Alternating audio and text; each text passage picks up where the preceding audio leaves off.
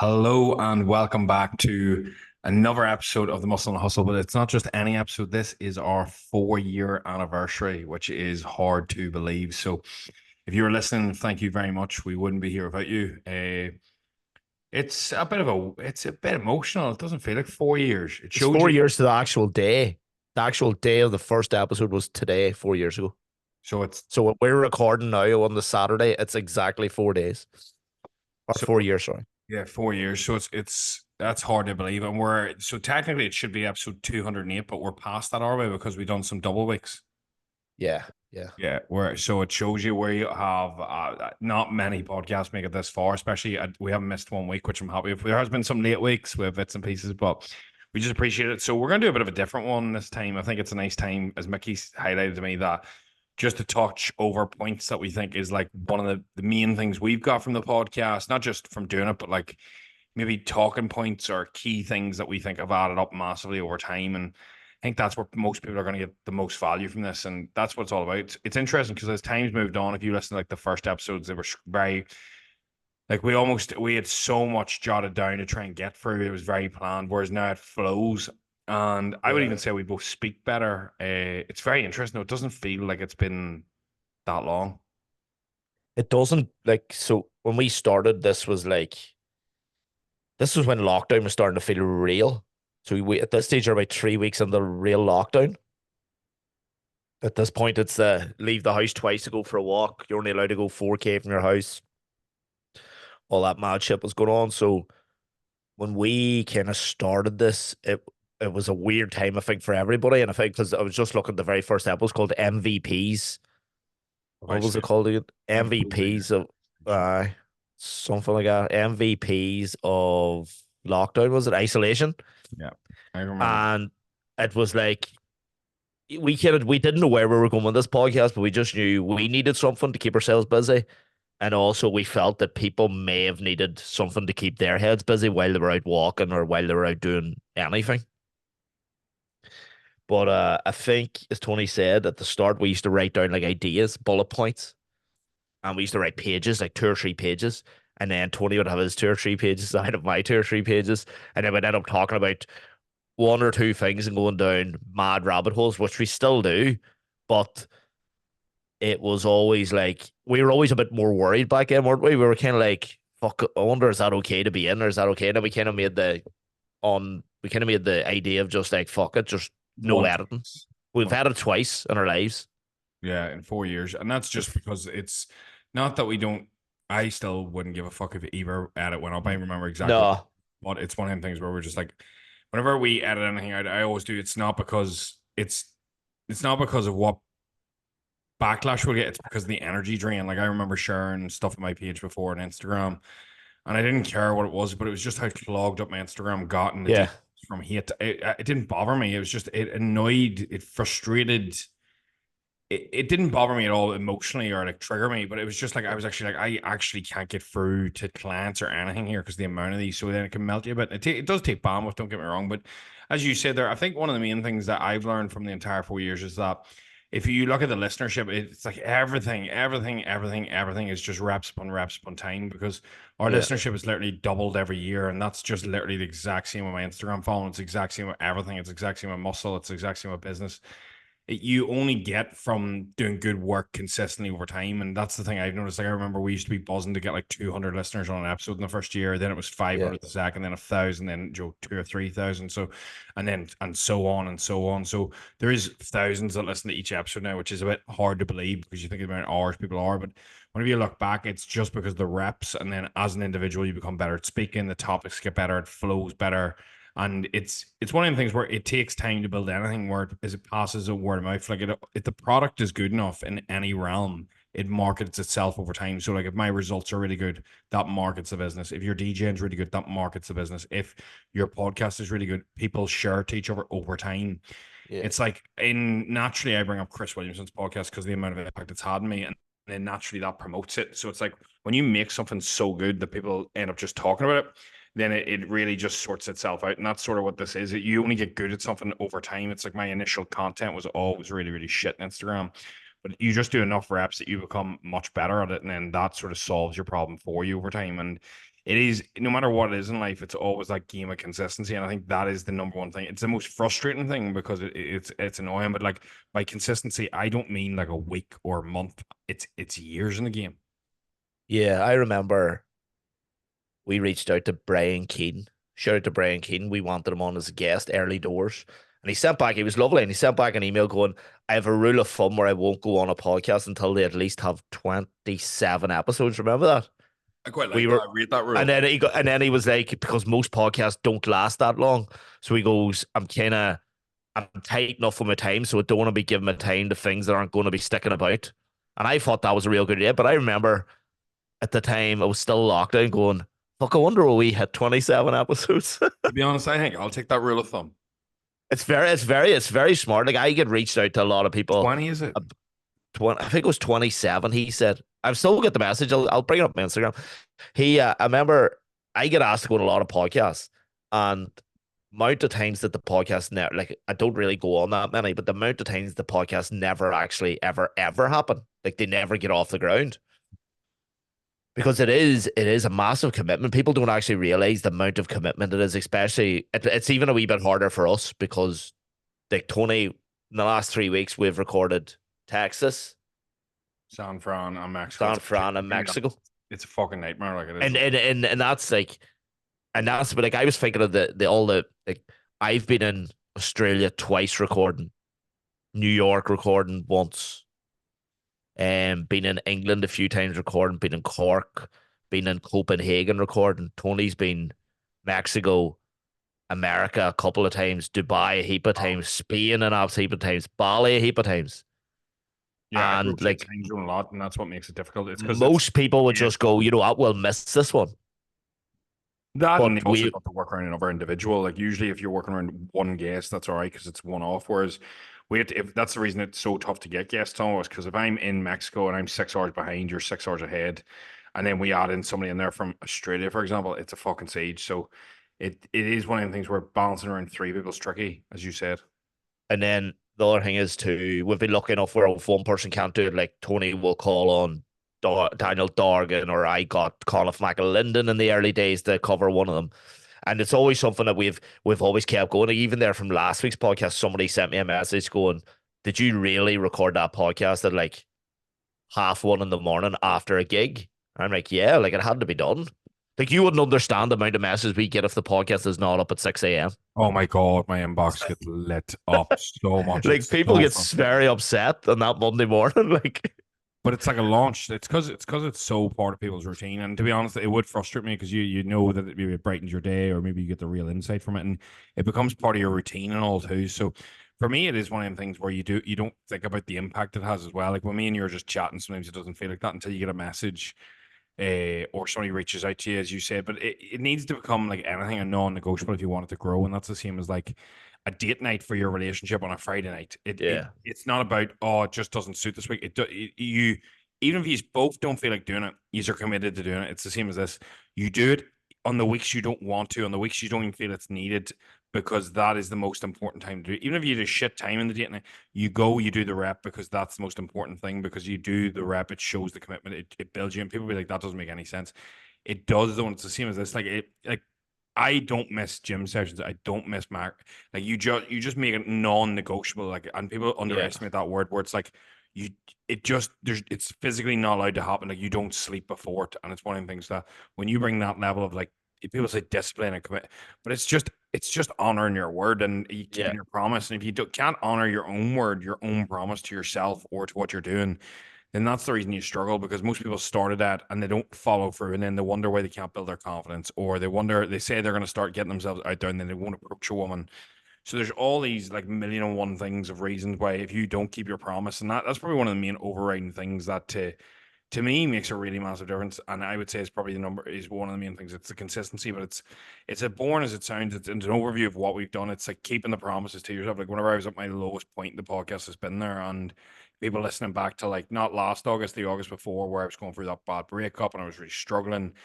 Like you'll notice how episode by episode I was talking about what I was doing. There was talks of MMA, there was talks of getting discipline back, train. It's keeping that Yeah. promise. You can getting up early. You can hear me just slowly discipline myself, and I'm probably never in a better headspace, better emotionally, physically, mentally, Yeah. or look better. I actually feel like, and I'm not even saying this from a perspective, but like I actually feel like I look semi younger now compared to 18 months ago, You which is do. You do. absolutely nuts. Uh, You actually do. Like it's the growth. I think I even the growth I've seen in you from the start. I feel like I was a And boy. yeah, you were a boy, but you were a boy, but you were a boy that had to really grow up because you were your business was really starting to kick, and you were doing well, but and then you were starting to look at you were starting to look at property around then, weren't you? You maybe had just delved in it, didn't you? Yeah. Like literally you just so it was like you were growing, but you were also you were becoming like an adult, you're becoming a businessman, not just a coach at that Yeah. stage.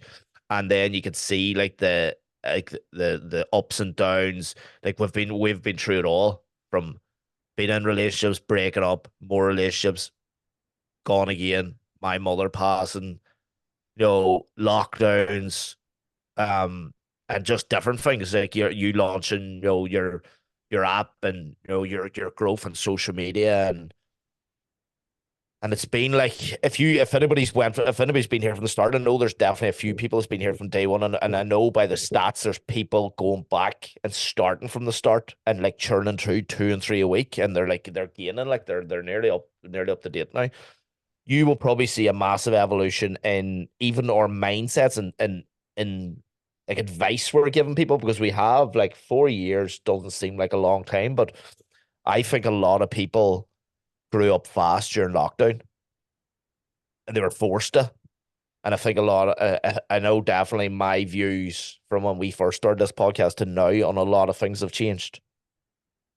And I think Tony's probably the same. There's probably certain things we probably have better outlook. We're probably I hate the kind of word balanced, but we're probably more of a living the life mode rather than chasing the life mode. Well, I know I am for sure. Yeah. Whereas I think at the start, I'm not even sure. I must actually listen over the first few, and I think like if you were back then, we were very like it was all in drive, drive, drive. Whereas now we're still kind of all in drive, drive, drive, but we're like, but family comes first, relationships, you have to prioritize the things that matter the most. And I think that's part of our evolutionary growth, is even though the podcast is not for us, it's for the listener. I think we've actually probably got as much out of it ourselves as anybody has, especially with some of the guests. Like I remember what our first guest was, Tyler, was it? Yeah. He was like seventh, like episode. The episode three. Yeah, it was three. So flick it up here. Three, and I just remember like that was pre All Ireland Conor Mailer, Yeah. and like then we had Paul Hughes, pre World Champion Paul Hughes, pre UFC Paul Hughes, which he could be signed in the next couple of days. The people we've had on are like some of them have been. I've learned so much from a lot of them, even like Sean Fitz and Sean Casey, Daniel Dorgan. Somebody stopped me in Oma the other day, started talking about Daniel Dorgan because they listened to the podcast. Um, there's a lot of I think, and then the one thing is also is like we talked about this before, like we've never promoted really this podcast because it's never been about that. It's always been about people promoting it, people sending it to people, giving it to your friends, sharing it to your friends, sharing it on your socials, somebody else seeing it. There's no point us force feeding this podcast down people's throats. No. If you want to listen, you'll listen, and that's the way we've always been. Like I was just looking on Instagram, we haven't posted on Instagram in 50 weeks. Oh, fuck, it'd be so long. 50 weeks is exactly the last post, so we are probably going to have to actually do that at some stage. But it is strange. Like it's one of them. Like, would you have said at the start, do you think we'd be doing this 4 years later? It's hard to know, see, because whenever I commit to something, I'm like, I always Yeah. lock in, I'm like, you're going to have to give it 2 years. So for me, I was always going to give it 2 years at least. And then you sort of call it bit by bit. So it's hard to know how long it will go on for. It's hard to know if it'll just go on forever. But for me, you can't really, no matter what you're doing, you need to be going, right, I'm going to commit X amount of time. And for me, whenever it's a business venture or anything to do with that marketing side of things, it's like YouTube's, you need to commit to doing like one a week for like a year, 2 years to Yeah. really see any momentum. And then review it and start to go back to the compounding effect. It's like my Instagram, like people be like, oh, do you know, like it blew up, but it didn't. It's doubled or tripled every year. So it's went, 900, 1800, 5.3, 18.3, or Yeah. 5.6, 18.3, 33, 116, down to 110, up to 450, and now it's at six, whatever. So it's just one of them things where like you get that the same with the listenership, you get that the same with even your body, your shape, but like it's committing for time. Like, but if you had to turn around to me and goes, you'll have 600,000 on Instagram, you post most days for 6 or 7 years, I would have bit the hand of somebody. But whenever you turn around to somebody and you say, oh, you'll go from 900 to 1,800 followers in a year, you'd be like, oh, that is so fucking slow. And it'll Yeah. take you 3 years to hit 10K. You'd be like, oh my God, what? And it's just so frustrating. But then the thing is, that's where that overnight success comes in. That's where like one podcast blows up or one small thing. But that for me, it's more so about the impact. Like this is a long form, so you can really understand how our thought processes work. And it's like one of the main things I always got was that lad that came up in the gym and said, yeah, I listened to your podcast. A friend shared them, and he was like, I don't think I'd be here without them around that time period you were Uh, struggling. And I couldn't help but just hug him because I was like, fuck, that in itself made the 3 years of the time worthwhile because I was like, that's probably helped. It might not saved his life, but like whatever's resonated with him, whatever moment it was, that for me is enough because I'm like all them hours put in just to make sure that that one person's all right. That's all that matters. And if that's all you hear, then that's fine. If it only is one person, but usually it's not. Usually it's the amount of people it's affected. It's massive, and that's where the trickle down effect happens. Somebody says something, you say something, they share it, they give it to somebody else, they like it, they pass it on, and then even with that, the wisdom or the lessons you learn from learning from my mistakes or Mickey's or something we say that clicks and makes you reevaluate your life and then change your direction. My mission is always just to be a catalyst to change in a person's life. So if you ever see two parallel lines and one gets dinked like 1 degree, it ends up in a completely different position to the other one in 10 years' time. And you don't even realize what the dink was or what the change in the 1% was, but that's what really adds up and makes the big difference. I think a lot of people forget stuff like that. That really does make it, it's them 1% changes to your thought process and to your mood, to your energy, to yeah. your day. Like if we can have a joke, have a laugh, give you an insight, give you a mindset, and it makes your day 1% better. That's the difference, Joe. That's all it's really about because you're never going to make somebody happy all the time. You're never going to change somebody's perspective entirely. Like you're not looking to revolutionize the wheel. You're looking to literally just give a little bit of a nudge in the right direction. Usually the nudge is it. It's like sailing, like 1 degree. If you're sailing from, this sounds like it's from Ireland to fucking the United States and you sail out left and you go 1 degree to the right or 1 degree to the left, that's the odds of you end up in fucking Rio de Janeiro and fucking end up in Boston. Like in Uh, it sounds ridiculous, but like that is yeah. the magnitude of 1% because one adjustment to your sail, one adjustment to your mood, your energy, it changes maybe the fact you approach a girl or you don't, or you go to the gym, you get in shape, you don't go down that rabbit hole, and you don't realize where you can go if you make enough negative decisions. Like people don't realize that. It's like the decisions you make, the thought process you make on a day-by-day basis, that's where the small things you're inputting in your head massively add up. Whether we've helped with screen time, whether we've helped with small things, whether you've done it yourself, it's just that little catalyst to change, and that's all you really want, and that's all you want to be as well for other people's lives. Like if everybody just focuses on helping everybody else, just that little 1%, you listen, you give, you don't Yeah. ask, you'll always get in return. I always highlight that. Like I always notice that even with sales, with clients, with everything. Whenever you give, you always get. It's just a case. The more you give, the more you get, and it always comes back around. But I guarantee you that'll change your life because whenever the more money I've made personally, the more followers, the more muscle. Like I always get the most fulfillment from giving, as I said before. Like me and Danny were talking about Yeah. this because I flew business class on the way back from Bali. That was my first time, and like it was something I was really apprehensive about. And I was like, what would give me more of a buzz is watching my mum or my sister fly business class because, and I was like, I don't know why, but I was like, I just get more fulfillment out of seeing other people. And I think Yeah. that's sort of the sense of where philanthropy comes from whenever you start to earn really decent money and it comes to the stage where like that's no longer a worry, that's no longer a stress. You realize that like giving to people that would never expect it or helping out, it's like Christmas this year, like for example, like my ones are away on holidays and I don't know where I'll be. And one of the first things that came into my mind was I was like, who could use a hand during Christmas, Joe? Because I was like, it's just another day for me. Like I know that's great, but my ones are going on a trip and I'm not going. So I was like, Wonder, can I go down to local place, give a hand, or can I donate, or what? And I was like, it's funny that that's my mind didn't go there, because I was like, oh, I need to look good for social media. I need to look good for this. I need to look good for that.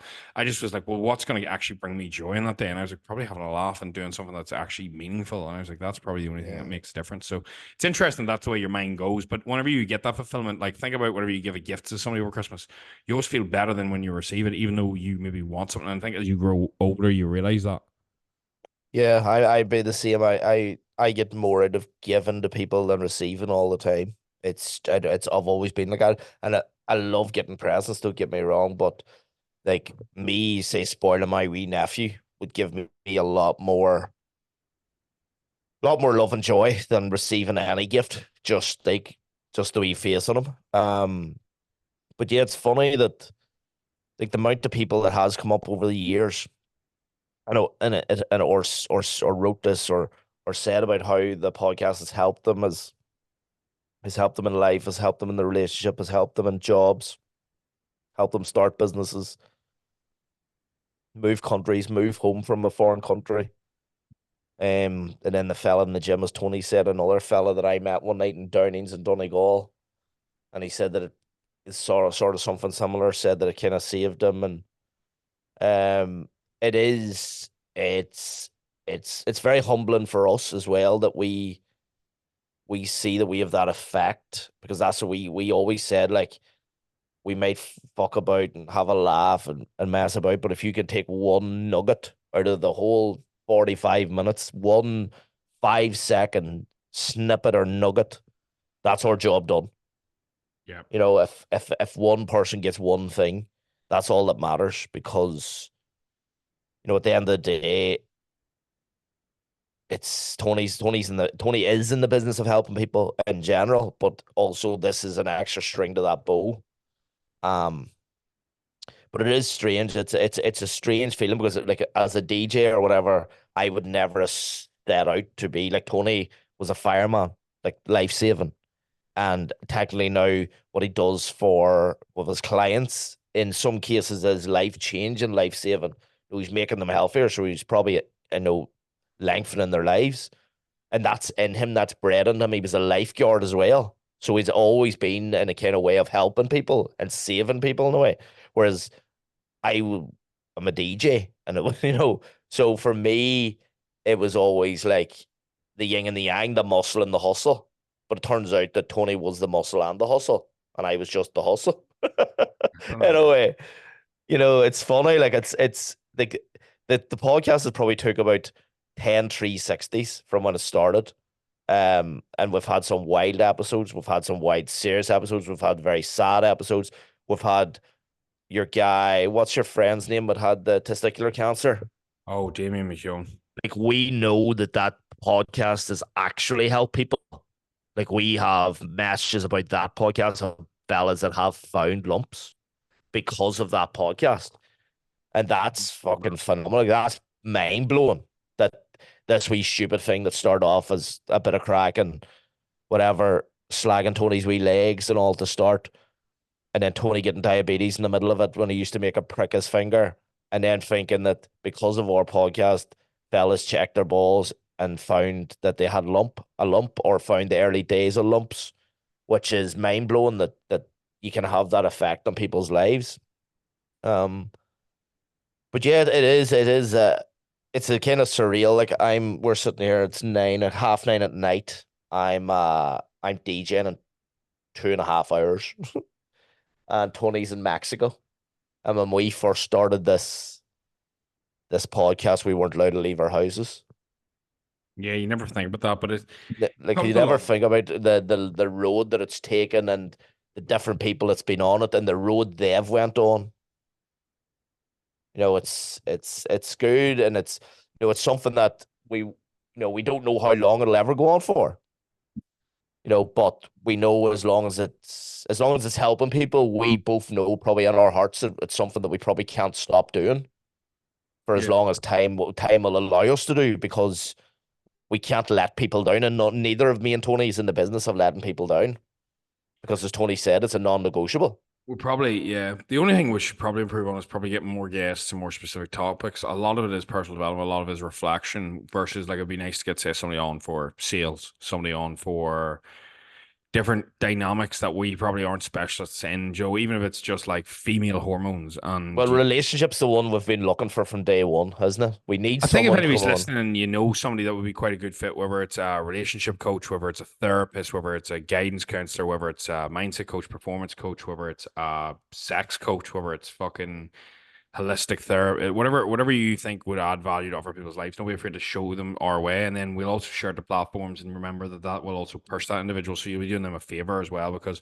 we've got quite a big reach on it now. So it's one of the things where it would also drive them forward as well as give us knowledge and give the listeners. So if you know there's somebody out there, even if they're just normal and it's not like a mad, they've just got a good story, they've got something to give, don't be afraid to reach out and say, look, this person actually would be great on it. Because I've listened to a couple of podcasts of late where it's the person's first podcast and they're a business owner and they're making good money, for example, and they're not on social media and somebody's gave them the platform and you get a lot of value from it. And it's just the fact they don't have a platform. Not everybody does. So it's that case of giving out because we've got a listenership, so don't be afraid to. And I think if you sit and pause now, like one of the people I really want on the podcast is my sister. I want my mum because they're two people I Yeah. take a lot of value, a lot of information from, a lot of knowledge. And it's like there's two people that I'm like in my mind now. Obviously, we kind of fucking everybody's mum home, but you get where I'm coming from. And that it's a sense of who gives you value, who do you learn from, and then that, or give us topics, and then we can sort of script it to whatever you need and make sure that it's emphasizing to the route you want to go. Or if you're like, you've covered this too much, then we can lean away from that.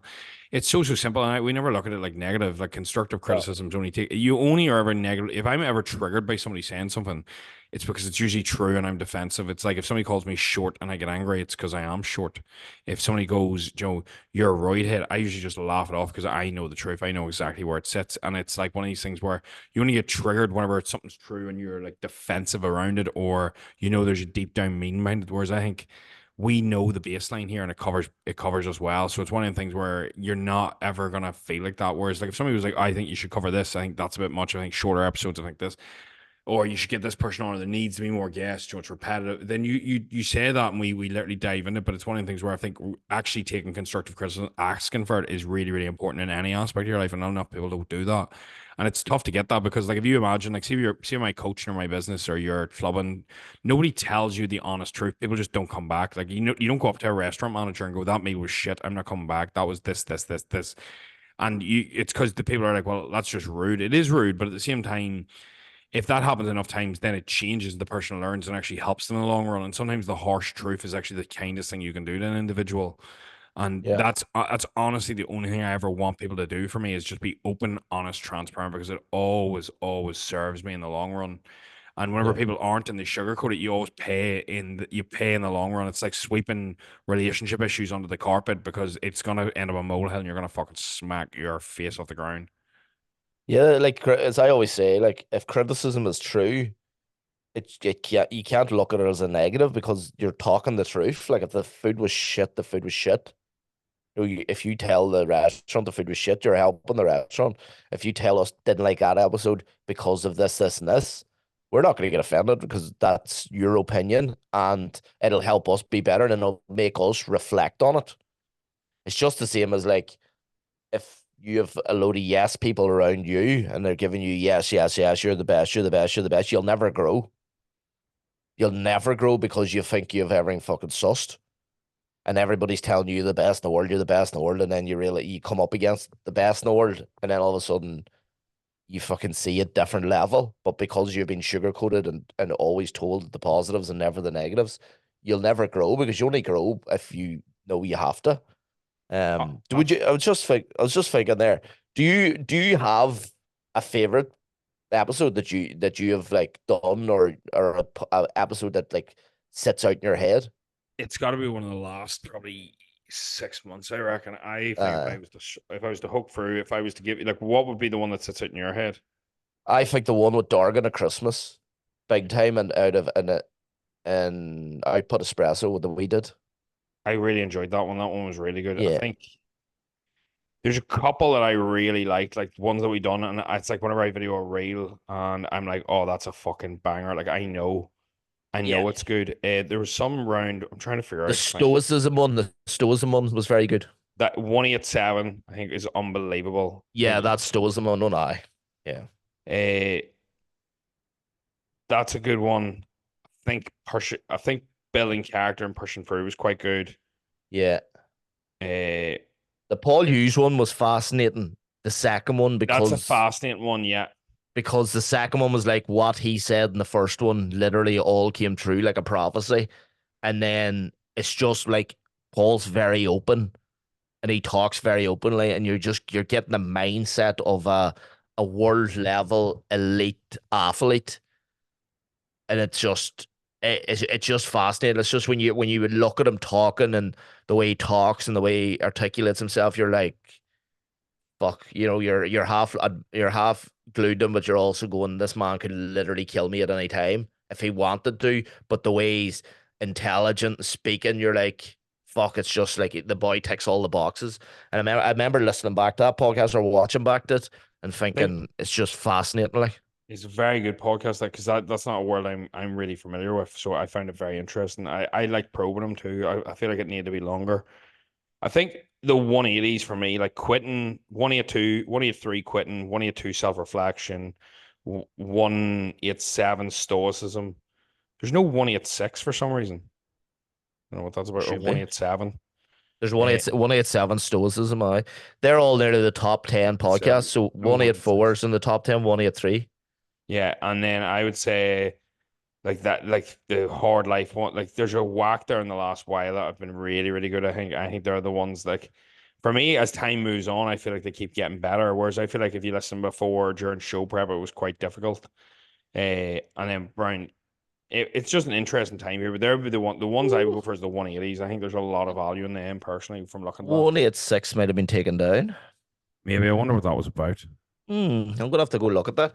Um, I know because when I uh, seen that, I was like, "That's odd as fuck." But no, I feel like it's one of them things where like a podcast will reach out to you very differently depending on what area in your life. Like if I listen to the same podcast at two different time periods in your life, you'll completely identify with differently. It's just like anybody ever listen to this and then they read a book and then they're like, "Fuck, this book is speaking to my exact problem." It's actually not. You're just interpreting it in that way because that's the way you need it. It's the same as like if I'm saying a quote and you relate to it, you're relating to it because that's what's going on in your mind right now. But somebody else will still relate to it as well, even if they're not going through that same journey. I think a lot of people get caught up with their emotions, like they're not realizing that like we all bounce in and out of different stages of it. So, like for example, the best way to explain that is like emotional regulation. Like regulation is something that men in particular are really bad at, and I found it very interesting listening to a podcast a while ago where it was like saying how most men just do not process emotions well enough, and then that's why certain individuals will speak to them no matter what they speak about. Because like if anything Chris Williamson or somebody I look up to some extent or somebody I find that I listen to quite a lot, like I'll just start to reflectively take their advice on board for anything I'm doing. And I think that's the same when you listen to this podcast. Like, not that you look up to either of us, but in case of whoever you're listening to the most, it starts to reflect upon what you are like. And you don't mean to, but it influences you then in every decision. But that's why I think listening to the ones where we do a lot of self reflection on the wins, the losses, the how to build yourself. And the thing is, what we do is not right in any means. None of what we do, we're just learning as we go. And the thing is, you're not supposed to take it like a Bible. I always say this, like anything I say online and any you take what you find good from it, you apply it to your life, you take that, and if you find something that yeah, doesn't benefit you, you leave it. Like a lot of people find my level of unbalanced. Like I find it, I'm perfectly unbalanced but balanced. Like a lot of people don't want that, and a lot of people can't cope with that, and that's completely fine. There's nothing wrong with that. But I just couldn't handle it any other way. It's like I want an exceptional life, so I know I can't be normal, average, and balanced. That's not how yeah, you get that life. So it's just that trade off. And I think for a long time, as I said in that other podcast, the pressure one, I tricked myself into thinking that I was wrong for chasing more and being more. And it's self worth issues and all that. But at the same time, it's just because of what I want and I'm willing to do it. Whereas if you are pushing for that and you just feel terrible and it's not right, then you know it's not for you and there's nothing wrong with it. The problem is whenever we get these expectations of the way our lives should be, and it's not how we act or how we become or what we do over time, and then it frustrates us because you get individuals who want more and yet they can't push, and then you get individuals who and they beat themselves up, and then you get individuals who push for more, get more, and then beat themselves up because they've not got balance. You know, they you no matter what way you do it, you can be your own poison no matter what way you look at it. It's all about your perception of situation. That's probably the biggest takeaway I've got from this is that whenever I do this, it's like therapy. It's like my emails. If anybody signed up to my emails, you can do it in my Instagram bio. But like I send them out every couple of days. I think it's been like once a week the last while. And like I say all the time, I'm like, this is my journal. It's just like a podcast. Like I just journal my thoughts down and it's just release for me and it allows me to get my thoughts straight. It irons the mind out. Like it's completely, it's not like venting problems, but it lets me get what I'm feeling down on paper, but it also lets me sort of recenter the thought process so it's better. Like even the last day or two was about habits and that. And I was like, oh, habits is such a shite mundane word. But I was like, right, well, do the habits we do build ourselves in the moment? And I was even thinking like I'm struggling now with habits as I'm moving around. So I was like, right, well, what needs rote here? What would hit home with me? And then you start to outline that, like the person you want to become, you have to act like it. So if you want abs, you eat good, you train good, you follow everything, and then the Yeah. abs come. If you want to be successful, if you want to be confident with women, you do all the steps and then it comes over time. Confidence comes whenever it becomes born. Like that's the only way confidence comes. It becomes when that simple thing becomes born. It's like public speaking used to scare the fuck out of me. I used to get jittery, nervous. Now I've done it that many times that it's just like it doesn't flinch me. And that's when confidence comes. Whenever you do something so many times that it becomes boring. And that is frustrating, but that is actually how even like people get really good at chatting up women or they get really good at the gym. They do it that many times that it becomes just like second nature. And it's not even Yeah. effort. There's no effort involved because there's no pressure and that expectation of what it's going to be like or has to be like or perfection doesn't matter. And that's when real flow comes. Yeah, it's like people say to me, do you ever get like nervous when you're DJing standing in front of so many people? And you're like, no, I don't even like it literally doesn't come into your head because you've done it that many times and you've fucked up that many times. And like the amount of times like shits went wrong, like from electric going out to music cutting out to fucking somebody having a fucking epileptic fit because the disco lights. Like I've been through it all in a nightclub. So like if someone says to you, oh, you need to turn the music down because there's someone having a fit. I've been through that. Got an electric shock from a fucking smoke machine that nearly electrocuted me. Music's cut out, electrics went out.